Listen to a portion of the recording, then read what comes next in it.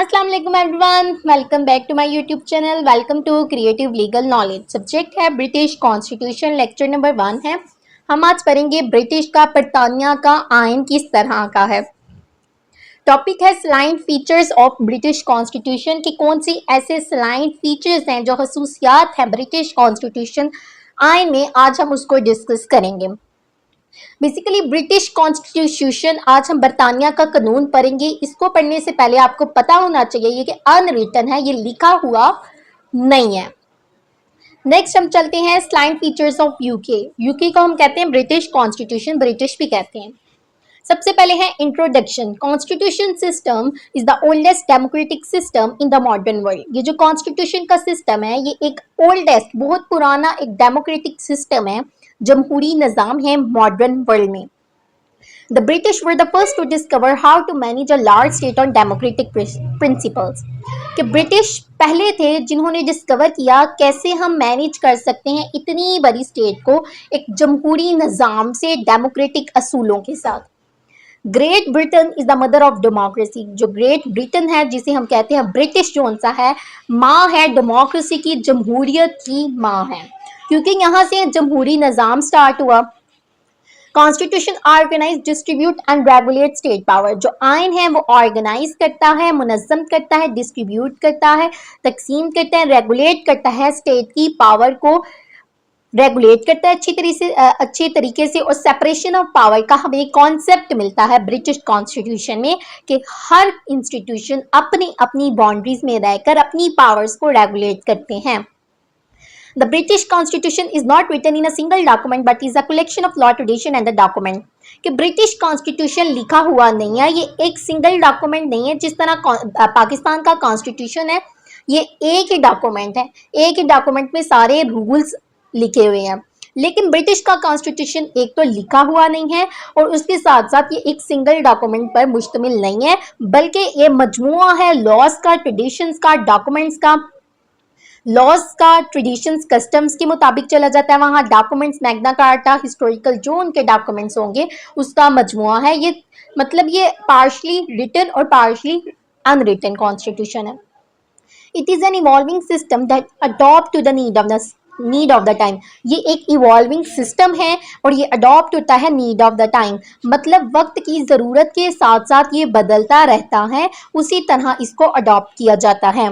The Constitution of Britain is not formally enacted document. The Constitution of Britain जो है वो एक formally enacted document नहीं है, एक मुनज़्ज़म document नहीं है। मीनिंग है इसका, मीनिंग हम लिखेंगे, मायने क्या है। According to Black's law dictionary, the fundamental and organic law of the nation or state that establish the institution apparatus of the government. कहा गया है जो fundamental organic law of the nation या स्टेट के जो ऑर्गेनिक लॉज हैं, कौमियत के और स्टेट के जो लॉज हैं रियासत के, ये एस्टेब्लिश करते हैं, कायम करते हैं कि institution and apparatus of government, कि गवर्नमेंट को कैसे रेगुलेट किया जाए। तो ये बताता है हमें, इसकी मीनिंग से पता चलता है कि कॉन्स्टिट्यूशन बेसिकली गवर्नमेंट को रेगुलेट करने का एक जरिया होता है। इंटरप्रिटेशन, इसकी तशरीह क्या है। According to Oxford dictionary of law, the rules and practices that determine the composition and function of organ of central and local government in state. ऐसे असूल हैं और ऐसी प्रैक्टिसेस हैं जिसमें ऑर्गन्स ऑफ सेंट्रल और लोकल गवर्नमेंट, सेंट्रल जो main government होगी और लोकल गवर्नमेंट जो हमारे डिस्ट्रिक्ट में होती है, जो यूनियन में होती है, लोकल गवर्नमेंट बनाई जाती है, जो लोकल असूलों को, लोकल रूल्स को, जो विलेजेस को रेगुलेट करती है स्टेट में, एंड रेगुलेट करती है relationship between the individual and state. और एक ताल्लुक होता है, उस चीज़ को रेगुलेट करती है कि इस रियासत का और एक फ़र्द के ताल्लुक को कैसे रेगुलेट करती है, उसके बारे में हमें बताते हैं। Definition according to the way of Aristotle. Aristotle क्या कहते हैं, constitution is a way of life, ये एक जिंदगी गुजारने का तरीका है। That a state has chosen for itself, और रियासत इसको चूज करती है अपने लिए रियासत इसे चूज करती है एक जिंदगी गुजारने के तरीके को, अपनी सोसाइटी को, अपनी स्टेट को रेगुलेट करने का एक वे है। नेक्स्ट है बेस्ड। अब कॉन्स्टिट्यूशन बेस्ड किसके ऊपर करता है। It is based on the maxim one should be condemned unheard, no person is above the law, every is equal before the law. कि कोई भी पर्सन कानून से बालातर नहीं है। एवरी और हर कोई इक्वल है कानून की नजर में, और अगर किसी के राइट की वायलेट होगी, कोई भी राइट की वायलेशन हो तो उसकी मजम्मत की जाएगी। पर्पस क्या है? कॉन्स्टिट्यूशन के दो जनरल प्रिंसिपल है, जो जो असूल है उसको डिफाइन किया गया। मकसद क्या है कॉन्स्टिट्यूशन का? To establish different organ of government and to assign them their active function. ये कायम करता है डिफरेंट ऑर्गन ऑफ गवर्नमेंट। अब ऑर्गन ऑफ गवर्नमेंट कौन से हैं? हमारे ये एग्जेक्टिव है, जुडिशरी है, लेजिस्लेशन है, इनको असाइन करती है और different active function role play करती है। लेजिस्लेशन लॉ मेकिंग में काम करती है, जुडिशरी इंटरप्रिटेशन करती है, तशरीह करती है लॉ की, और एग्जेक्टिव उस चीज लॉ को इम्प्लीमेंट करवाती है। ये तीनों फंक्शन एस्टेब्लिश किए गए एक स्टेट को, एक सोसाइटी को रन करवाने के लिए, to make provision for the general welfare of the people. कि कॉन्स्टिट्यूशन जो सा है ये एक जनरल वेलफेयर, लोगों की फलाह बहबूद के लिए एक काम करता है, उनको लॉ प्रोवाइड करता है, हर एक इक्वालिटी होती है, सबकी कानून की नज़र में सब बराबर होते हैं। तो कॉन्स्टिट्यूशन का मकसद यही है कि तमाम लोगों के साथ इक्वालिटी से पेश आया जाए। Supreme law of the land, the constitution is a supreme law on the land. ये जमीन पर, जो रियासत पर या अर्थ पर एक सुप्रीम लॉ है, सबसे ज्यादा इसको बालातर तरजीह दी जाती है। इसके आगे कोई भी गवर्नमेंट नहीं है, इसके आगे कोई भी लोग नहीं है, कोई भी बड़े से बड़ा पर्सन भी जो सा है कॉन्स्टिट्यूशन की वायोलेशन नहीं कर सकता। And constitution is the permanent law, और ये एक परमानेंट है, ये खत्म भी नहीं किया जा सकता। In the sense that it cannot be easily changed and required a special process or authority for its amendment। और ये इस तरह का है कि इसे हम easily change भी नहीं कर सकते, यहाँ से हमने लॉ पकड़ा और यहाँ हमने चेंज कर दिया, ऐसा बिल्कुल भी नहीं है। ये एक डिफिकल्ट प्रोसेस है एंड रिक्वायर करता है एक स्पेशल प्रोसेस अथॉरिटी होती है जो इस आइन को चेंज करेगी। अमेंडमेंट के लिए, तरमीम के लिए हमारे पास एक स्पेशल प्रोसेस होता है ब्रिटिश कॉन्स्टिट्यूशन को चेंज करने का, वो हम नेक्स्ट वर्ड भी पढ़ेंगे। Types of constitution. अब कॉन्स्टिट्यूशन की दो तरह की टाइप होती हैं, या तो वो लिखा हुआ होता है या वो लिखा हुआ नहीं होता, मतलब रिटन कॉन्स्टिट्यूशन है और अनरिटन कॉन्स्टिट्यूशन है। तो ब्रिटिश कौन सा कॉन्स्टिट्यूशन है? अनरिटन कॉन्स्टिट्यूशन है। ऑब्जेक्ट हम देखेंगे, मकसद क्या होता है? According to Dicey, constitution is set of body between the government and governing body. कि एक सेट ऑफ बॉडी होता है, असूलों का मजमुआ होता है बिटवीन द गवर्नमेंट के दरमियान और गवर्निंग बॉडी जो इसे चला रही होती हैं, उन दोनों के दरमियान एक असूलों का मजमुआ होता है। एलिमेंट कौन से हैं? The common law, the constitution, landmark, convention, judicial decision. Common law use किया जाता है जिसमें हम जुडिशियल प्रेसिडेंट पढ़ते हैं कि decision of higher court is binding on the lower courts. Constitution landmarks होते हैं, मैग्ना कार्टा है, पिटीशन ऑफ राइट है, ये कुछ लैंडमार्क डॉक्यूमेंट्स होते हैं। कन्वेंशन है, कन्वेंशन मीन्स वहां के कस्टम्स होते हैं, क्योंकि कॉन्स्टिट्यूशन अनरिटन है तो वहां कन्वेंशन को बहुत ज्यादा अहमियत दी जाती है, और कन्वेंशन को ब्रेक करने का मतलब है आपने लॉ को ब्रेक किया। जुडिशियल डिसीजन होते हैं, जो भी जजेस से फैसला करते हैं वो भी कॉन्स्टिट्यूशन का हिस्सा होते हैं। आगे इसकी इंपॉर्टेंस है, the constitution is crucial because it's like the rule book for country, outline how the government work and protecting our right. ये एक रूल बुक है कंट्री की, एक स्टेट को रन करने की एक रूल बुक्स है। इसमें हमें बताया जाता है कि कैसे गवर्नमेंट जो सी है वर्क करती है, काम करती है, और हमारे राइट्स को कैसे तहफ़्फ़ुज़ देती है, कैसे प्रोटेक्ट करती है। सलाइंट फीचर्स जो इसकी खसूसियात है उसको हम पढ़ेंगे अब। सलाइंट मीन्स शूटिंग अप अ जर है, and features mean distinct and prominent part, मुख्तलिफ तरह की जो डिस्टिंक्शन है दूसरे कॉन्स्टिट्यूशन की निस्बत, किस तरह ये अपने फंक्शन है इसके, और एक प्रोमिनेंट पार्ट है, एक खास हिस्सा है constitution. The UK is the constitutional monarchy unity state consisting of 4 states, England, Northern Ireland, Ireland and Scotland and Wales. ये यूके एक कॉन्स्टिट्यूशनल मोनार्की है, कॉन्स्टिट्यूशन तो है वहां लेकिन मोनार्की सिस्टम है। अब मोनार्की क्या होती है? जहां किंग और क्वीन की हुकूमत होती है, लेकिन उसके पास वो सारे एहतियारात नहीं होते, वो रेगुलेट करते हैं अकॉर्डिंग टू द कॉन्स्टिट्यूशन के मुताबिक। वहां का एक कन्वेंशन थी कि मोनार्क के पास सारे एहतियारात होते थे पहले, लेकिन कॉन्स्टिट्यूशनल मोनार्की आई कि किंग और क्वीन के एहतियारात को कम कर दिया गया और कॉन्स्टिट्यूशन को अहमियत दी गई, तो हम उसे कहते हैं constitutional monarchy. And unity state, वहां एक ही स्टेट है, ठीक है। यूनिटी स्टेट का मतलब है सिंगल फॉर्म ऑफ गवर्नमेंट है वहां। कंसिस्टिंग ऑफ 4 स्टेट, मुश्तमिल है 4 रियासतों पर मुश्तमिल है, जिससे एक यूके बनता है। इंग्लैंड है, इंग्लैंड यूके क्योंकि नॉर्दर्न लैंड है, आयरलैंड है, स्कॉटलैंड है एंड वेल्स है। ये 4 रियासतों से एक यूके कॉन्स्टिट्यूशन मतलब यूके बनता है। आगे इसकी क्लासिफिकेशन है, फीचर्स रिगार्डिंग नेचर, इसकी खसूसियात बताएंगे नेचर कुदरत के हवाले से, नेचर के हवाले से, फीचर रिगार्डिंग पॉलिटिकल एक्टिविटी सियासत की सरगर्मियों के हवाले से, feature regarding as a form of government के हवाले से, फीचर रिगार्डिंग गवर्नमेंट मैकेनिज्म के हवाले से। सबसे पहले है feature regarding nature of constitution. अब जो फीचर्स है नेचर ऑफ कॉन्स्टिट्यूशन की खसूसियात पढ़ेंगे कि कैसा है। पहली बात ये अनरिटन कॉन्स्टिट्यूशन है। Most important feature of British constitution is unwritten. इसका सबसे अहम जो खसूसियात है ब्रिटिश कॉन्स्टिट्यूशन वो अनरिटन है, लिखा हुआ नहीं है। The British constitution is not a single written document, ये एक सिंगल रिटन डॉक्यूमेंट नहीं है, but is a collection of law convention and document, but मजमुआ है लॉज का, कन्वेंशन का, कस्टम्स का और डॉक्यूमेंट्स का। Some of the components are found in written form. कुछ ऐसे कंपोनेंट हैं जो कुछ ऐसे लॉज हैं जो लिखे हुए हैं, such as the Reform Act 1832 and the Parliament Act 1911. ये जो असूल हैं, ये जो डॉक्यूमेंट्स हैं, ये लिखे हुए हैं। Constitution is unwritten and also called uncodified constitution because it is not available in a single book or not passed by Parliament. Constitution लिखा हुआ भी नहीं है, अनकोडिफाई है, मतलब इसे कोडिफाई नहीं किया गया, एक सिंगल बुक में इसको बनाया नहीं गया, ठीक है।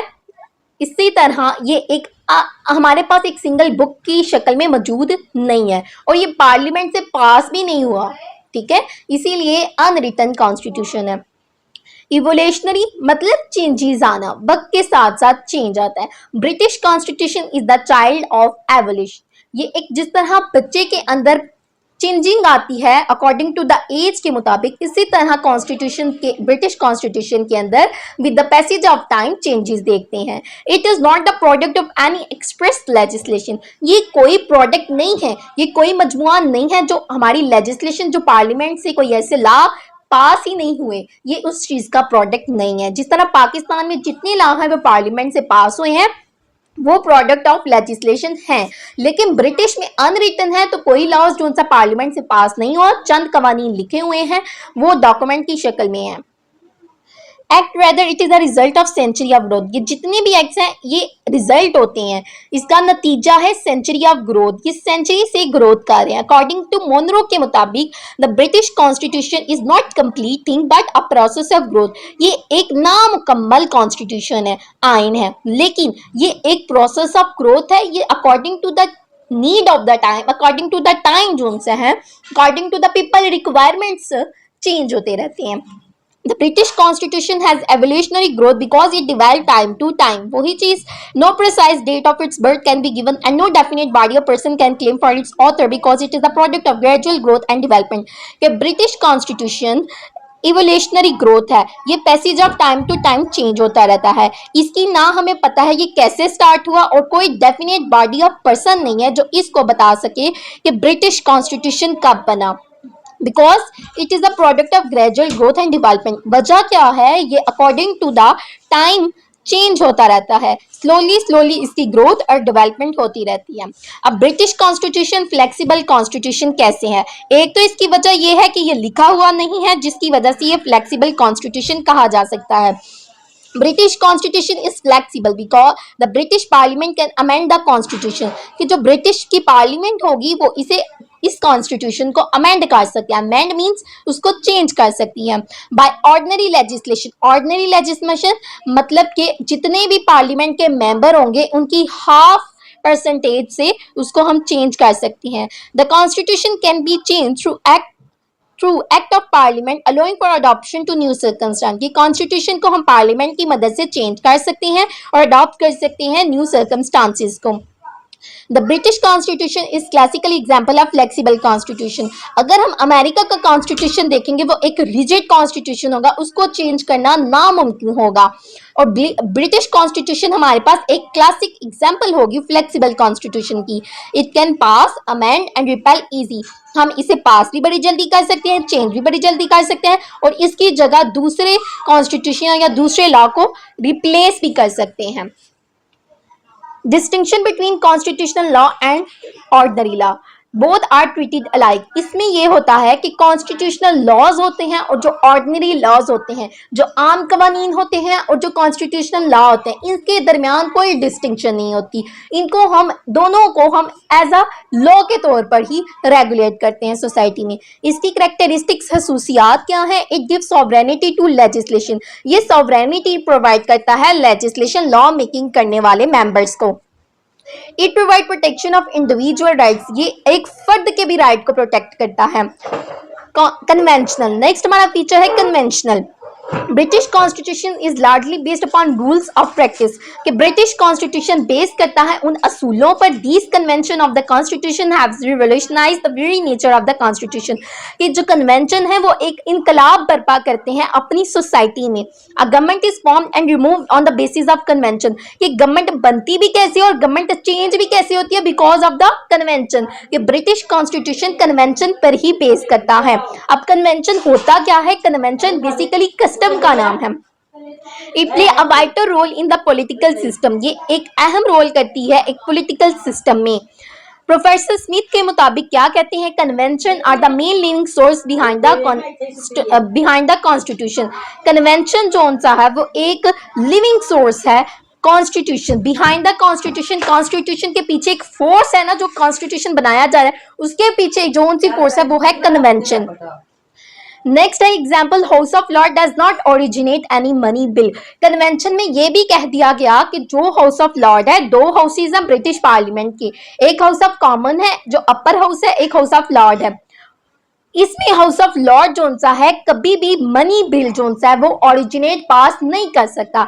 मनी बिल सबसे पहले हाउस ऑफ कॉमन में जाएगा। हाउस ऑफ कॉमन में क्यों जाएगा? बिकॉज कि ये कॉन्स्टिट्यूशनल मोनार्की सिस्टम है और कॉन्स्टिट्यूशन क्या कहती है कि जो मेंबर इलेक्टेड हुए हैं, जो रिप्रेजेंट करते हैं स्टेट को, उनके पास पहले जाएगा।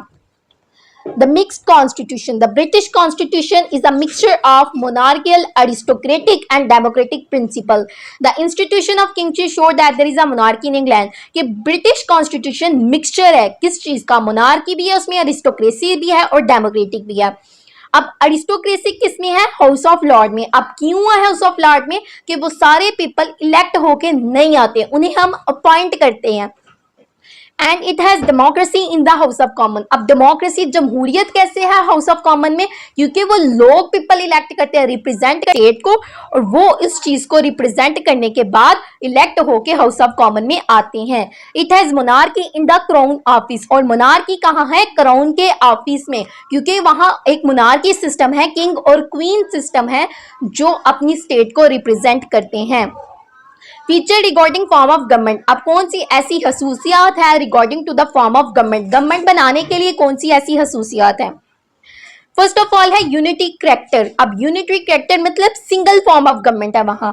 British constitution is a unitary state, all power of the state are in the hand of single government. ये तमाम जो पावर है रियासत के, जितने भी ताकत है वो एक ही हैंड में है, सिंगल गवर्नमेंट के पास मेजॉरिटी है। तो by making alteration in the statutory law there are no unit or state in British. There is only legislation. England, Scotland, Wales are administrative units, not politically autonomous unit. जितनी भी चार रियासतों से ही मिलकर जो बनी है उनके पास autonomous unit है ब्रिटिश कॉन्स्टिट्यूशन की। ब्रिटिश कॉन्स्टिट्यूशन के पास autonomous unit है।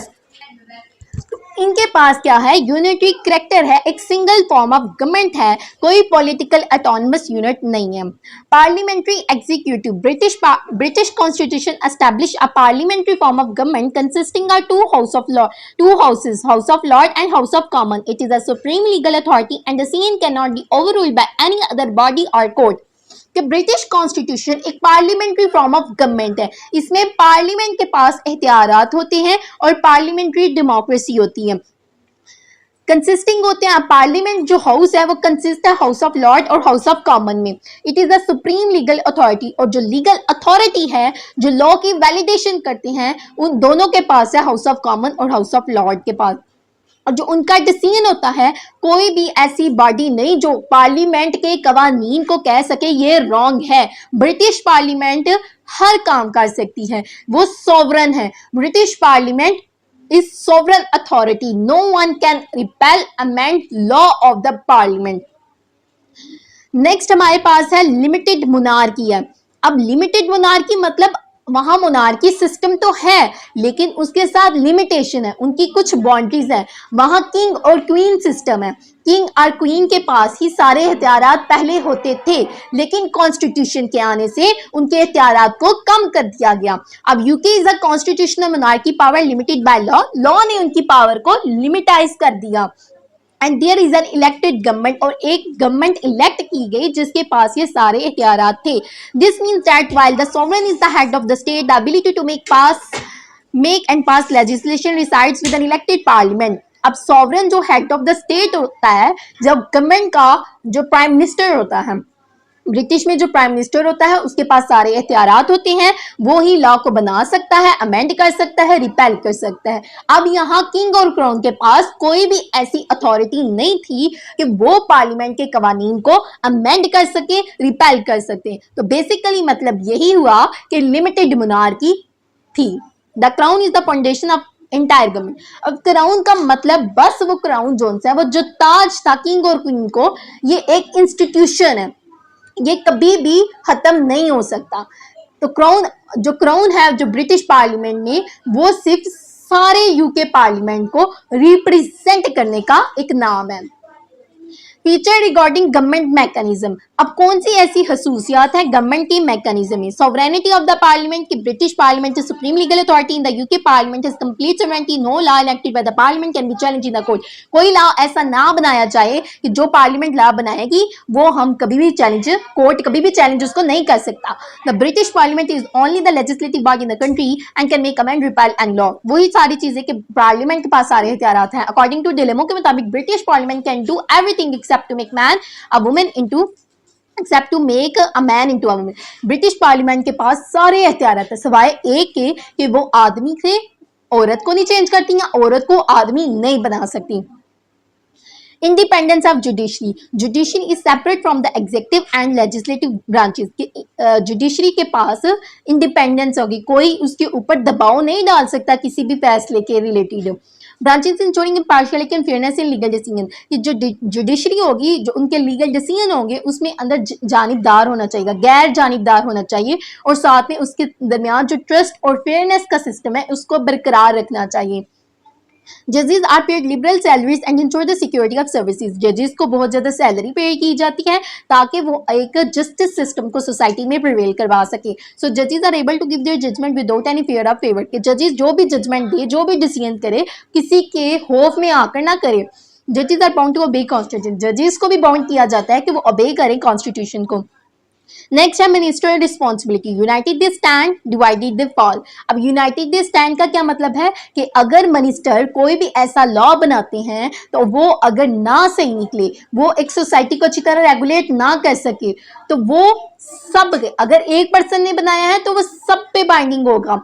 मतलब उस पर्सन ने अगर कोई लॉ गलत बना दिया है तो सब पर्सन को पनिशमेंट दी जाएगी, सब पर्सन के लिए एक मुश्किल का बायस बनेगी। And divided they fall, Minister must stand together unless they resign, cannot oppose, even minister is individually responsible to the House of Common and Throne। कि मिनिस्टर जो उनसे सब इकट्ठे होते हैं अनलेस जब तक वो रिजाइन नहीं कर सकते। मिनिस्टर रिस्पॉन्सिबिलिटी जो उनसे, इसमें फर्द भी रिस्पॉन्सिबल होता है हाउस ऑफ कॉमन या क्राउन में। Feature regarding to the adoption, limited separation of power. In Britain, there is a limited separation of power. Cabinet which exercise the executive power in the committee of the parliament and many act has been provided। वहाँ limited separation of power है। अगर वहाँ executive है, judiciary है, legislation है, तो legislation executive के कामों में नहीं आ सकती, executive legislation के कामों नहीं आ सकती, executive judiciary के कामों में नहीं आ सकती, judiciary executive के कामों नहीं आ सकती, judiciary legislation के कामों में नहीं आ सकती, और legislation judiciary के कामों में दखल अंदाज नहीं कर सकती। तो limited separation of power, check and balance है।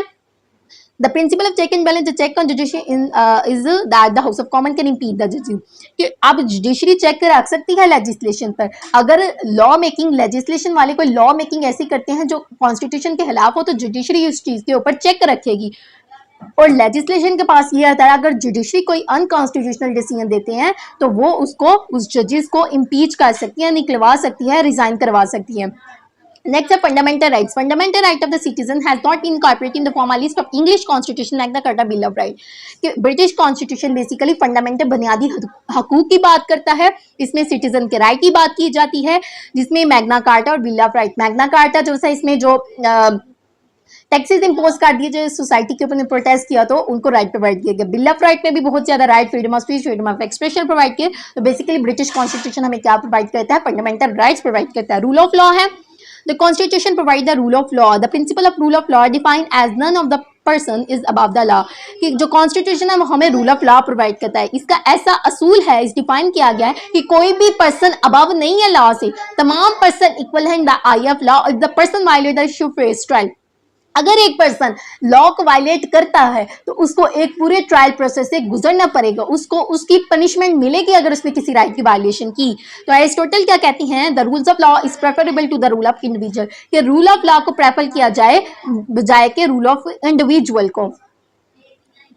Feature regarding political activity, universal suffrage. Every individual, regardless of color, creed, and gender, up of 18 age has a right to vote and presentation of the People Act 1832 and 1928. Universal suffrage में ये कहा गया है कि हर individual के पास पहली बात के राइट है, राइट टू वोट है। अगर 18 एज का हो गया है, अंडर द 18 को राइट नहीं होगा, अबव द 18 को राइट होगा। जो भी 18 एज का हो जाएगा उसके पास राइट टू वोट होगा। ये चीज नहीं देखी जाएगी उसका कलर क्या है, रेस क्या है, सोशो इकोनॉमिक स्टेटस क्या है, इस चीज से बालातर होके उनको राइट टू वोट हर पर्सन का हक होगा, जो रिप्रेजेंटेशन ऑफ पीपल एक्ट 1832 और 1928 में डिफाइन किया गया। वहां टू पार्टी सिस्टम है, दो पार्टी सिस्टम है जो डोमिनेट करती है ब्रिटिश कॉन्स्टिट्यूशन में, ब्रिटिश पार्लियामेंट में। Liberal party has lost his political significance. जो लिबरल पार्टी थी ना, जो बहुत ही ज्यादा लिबरल थी, उसको उसकी जो पॉलिटिकल सिग्निफिकेंस थी वो खत्म होगी। अब वन पार्टी एक कंजर्वेटिव पार्टी है, सेकंड लेबर पार्टी है, वो ब्रिटेन में है। Direct election system in the UK, there is a direct election system that is people choose their representative directly through vote. UK में एक डायरेक्ट इलेक्शन सिस्टम था जिसमें लोग अपने रिप्रेजेंटेटिव को, मतलब नुमाइंदों को चूज कर लेती थी थ्रू वोट के जरिए। Contrast between theory and practice. This is a sharp contrast between theory and practice. Theoretically, British Parliament is absolute, but practically, the government sector is closer to democracy. British parliament absolute तो है, but हम देखते हैं theoretically हम कहते हैं British parliament absolute है, इसके पास सारे इख्तियारात है, बट हम प्रैक्टिकली अमली तौर पर इस चीज को देखते हैं कि गवर्नमेंट का जो स्ट्रक्चर है वो क्लोजर है डेमोक्रेटिक जमहूरियत के साथ है। ब्रिटिश पार्लियामेंट, बाइकैमरल पार्लियामेंट, दो तरह के वहाँ हाउसेज हैं। The UK parliament consist of to houses, house of common and house of Lord. House of common is popular chamber elected by people and Lord is basically hereditary chamber nominated by queen. कि वहां दो तरह के houses हैं। House of common है, तो house of common एक popular chamber है जहां से लोग इलेक्ट करते हैं, देन वो हाउस ऑफ कॉमन में एंटर होते हैं। और हाउस ऑफ लॉर्ड में ऐसे लोग हैं जो हेरिडिटी चैम्बर है, जिनको वरासत में ही वो या वरासती लोग उसमें शामिल होते हैं, या फिर उसके अंदर जो बहुत ज्यादा नॉलेज रखने वाले लोग होते हैं वो इसमें आते हैं।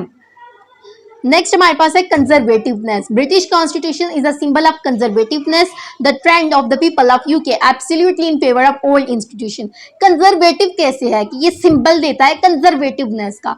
The trend of the people UK, जो उनका ट्रेंड है कि जो पीपल है यूके के पास, इनके पास एब्सोल्यूट पावर है, ठीक है, इन favour of old institution. Single citizenship है कि वो अपनी पहले रियासत, सिंगल सिटीजन यूके में है। अब यूके में क्या है, वो अपनी रियासत के पहले जो उनसे ना सिटीजन होंगे, देन उनके अलावा जो होती है ना ड्यूल सिटीजनशिप, रियासतों के दूसरे रियासतों के साथ भी एक सिटीजनशिप हो सकती है, तो वो इसमें कंसेप्ट नहीं है कि सिंगल सिटीजनशिप है यूके में। कंक्लूड करते हैं to conclude that British Constitution is unique and flowing constitution, flexible in nature and world, it is flexible in nature and written in nature। कि ब्रिटिश कॉन्स्टिट्यूशन बड़ा ही unique किस्म का, बड़ा ही मुनफरिद किस्म का है, जो इसका कॉन्स्टिट्यूशन भी बड़ा ही फ्लेक्सिबल नेचर का, अनरिटन है। ये इसके अंदर तमाम जो लॉज हैं वो लिखे हुए नहीं है।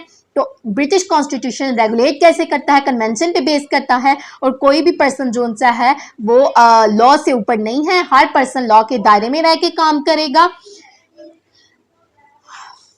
नेक्स्ट हमारे पास जो कोटेशन है, declare it is the mother of constitution. इस चीज को ब्रिटिश कॉन्स्टिट्यूशन को कह रहे हैं कि डिक्लेयर कर दिया, ऐलान कर दिया कि ये मदर ऑफ कॉन्स्टिट्यूशन है, कि आइन की माँ है। कैसे कि यहाँ से बहुत से लॉज जो उनसे हैं दूसरी कंट्रीज ने भी अडॉप्ट किए। Do subscribe my YouTube channel. Okay, अल्लाह हाफिज़।